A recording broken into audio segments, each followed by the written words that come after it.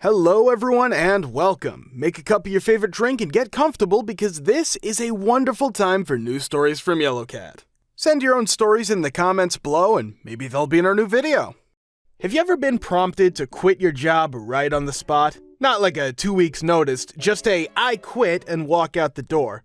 If so, what happened? I had a boss a few years back. She started setting out all of these new duties that the job entailed, none of which were in our contracts and which had previously been done by other people who they had just let go on a cost-saving effort. We were told we wouldn't be getting any kind of pay rise for all of the extra work and hours we were going to start doing. We were paid monthly, not hourly. I basically told her we weren't going to stand for it and we were walking out. I got chewed out big time by my parents who said, "You just don't like hard work." Next day, the directors called. I was asked back to do the original job description and the boss was sacked. I felt so vindicated. Worked at McDonald's after high school for roughly a year while figuring out what I wanted to do with my life. I had a manager who was in his late 30s and was obnoxious. He berated newly hired teenagers for being too slow literally on their first days working, proudly proclaimed he went to Burger College. I guess McD has that? In the States, this was in Sweden. He constantly kept reminding us we should be thankful for getting the chance to work at McDonald's and that we had no right to complain about working conditions. We were basically forced to clock out when there were no customers, or we'd get to do things such as scrub the garbage compressors / clean the empty garbage bins in the trash rooms, those huge ones that restaurants have. Roughly a year in, I was working the register. There was this tiny clock that began counting once you started taking an order. No order was supposed to take more than 47 seconds if the items were available, from the beginning of the order to the end of the transaction. It works for smaller orders, but I had an order for a family of 7, which took me slightly more than 2 minutes. The manager pulls me to the fryers and loudly proclaims I need to stop slacking and hurry up. I tell him I'm working as fast as I can and he says it's not fast enough. I basically say whatever and walk back toward the register and he proclaims if you don't like it, find somewhere else to work. I've had it after this and turn around, enter the office of the shift leader and ask for a resignation form, fill it out and hand it to him on the way back to the register. I finished my shift and he pulled me aside saying I had an attitude problem and that I didn't need to finish my last 4 weeks that I had legal right to. I finished them anyway because money. 2 weeks later, I found out he got fired after he raged at my 15-year-old replacement on her first day, calling her effing stupid after she couldn't keep up in a rush. Her parents called the owners, who had received numerous complaints earlier, and chose to let him go. When I was a teenager, I had been telling my cafe boss for months that I need to take a week off during winter to see family up north. I did everything by the book. Literally, there was a book they had to sign off requested time, and I wrote it 3 months in advance, and he signed it. Then, time comes to go, and he tells me that something happened and he'll need me to find people to cover the shift. I told him, that is your job as manager, and I did mine.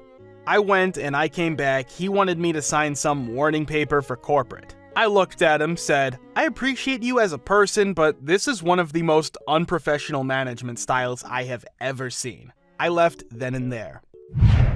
I worked overnight maintenance at Walmart a couple years ago. I mainly waxed floors most nights. We would close off large areas of the aisles to wax so customers wouldn't walk through and slip and fall on the wax. After the area was blocked off, we would sweep lost items out from under the shelves and pick up all dirt and dust. Then, since it was usually a large area, we would pour down full buckets of water and soap to spread around the large space and mop it up to get it clean enough to lay down wax. Pouring the water down just made it easier to mop the entire area in less time. One night, I was working alone with the manager, waxing an area that was a lot smaller than what we normally did. He was usually kind of a D and would sometimes slack on things he didn't want to do. He helped me block off the area and then told me he had other things to do and that I could finish the job on my own. It was only 6 aisles and I preferred working alone, so I didn't mind much.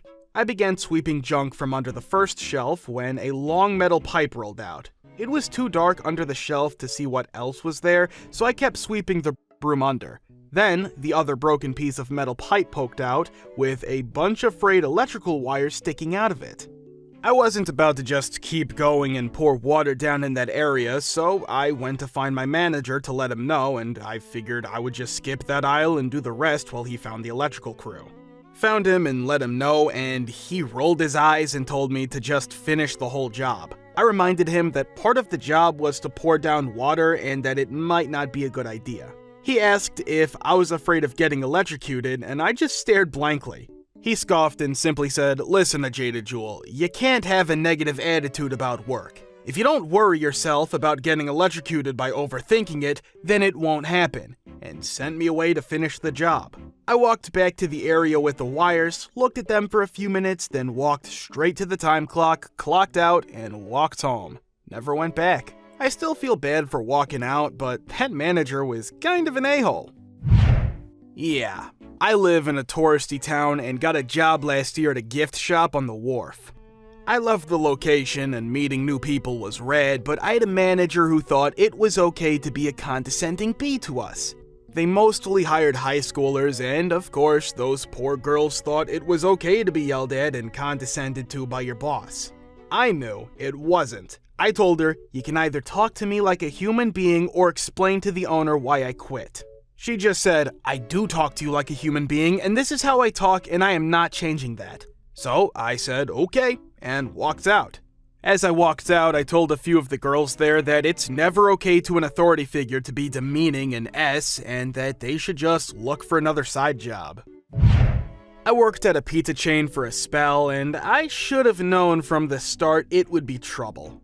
I started as a rush cook and was only there for a few hours each day. I came and made food, took calls, and cleaned. Well, in this time, I made decent friends with the staff, with the exception of one manager. She constantly snubbed me and refused to help me even when we would have a full screen of orders. Anyway, one day I saw her take cash out of the safe and pocket it. Long story short, that came up in convo with the head boss, and I found myself as morning shift manager.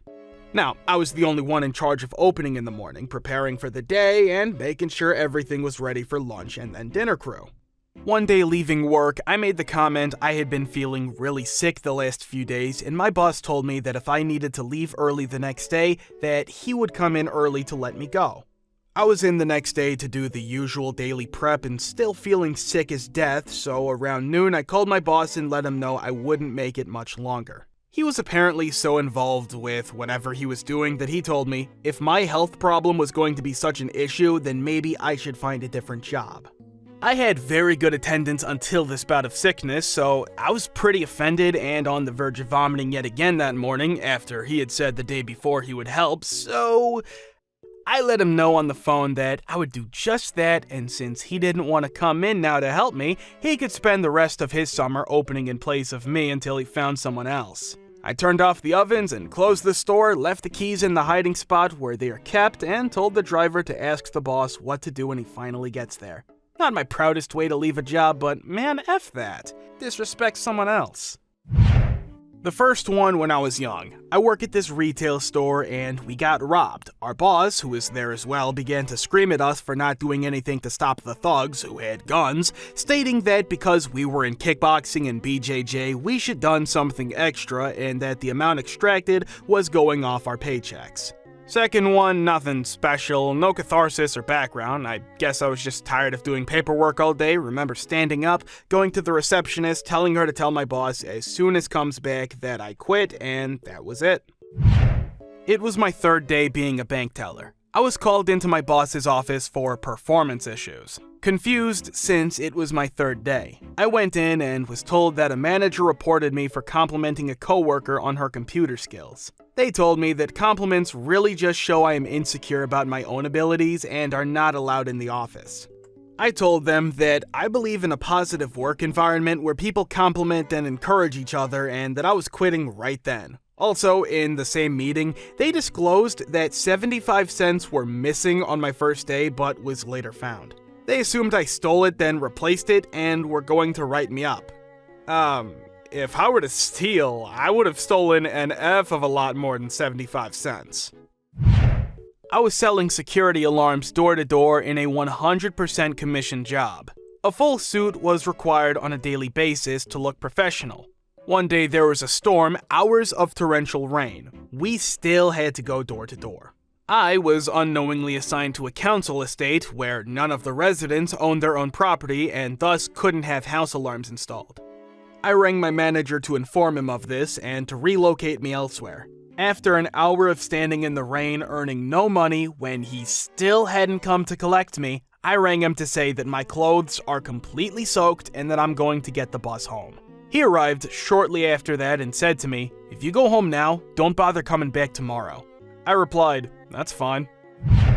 I got hired to work building a house right on the beach. I showed up at like 8 o'clock and it was a real wet day, so I was already in a bad mood.